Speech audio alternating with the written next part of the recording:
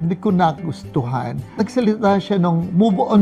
Doon na lang makikita mo kung may breeding ang tao, hindi. And I'm just so glad that my daughter carry herself so well. Ano ba talaga ang namumuong special friendship between Miss Thailand and Miss Philippines? Kung akong tatanungin mo, hindi ko feel. Kasi hindi pa umaalis sa bansa ng Thailand kung paano nila sirain ang anak ko. Pinangit pa nila na Ritoka daw ang anak ko, excuse mo. So, hindi Ritoka ang anak ko. Ito mismo si may-ari, nagpa-interview na sinisiraan si Michelle na hindi niya gusto. Hindi maganda. Ito pala si Antonia, hindi rin pala gano'ng kasinsir kay Michelle. If they molded a friendship, nang una, syempre, kung talagang dissenting kang tao, katulad ng anak ko, let's have love, let's be kind.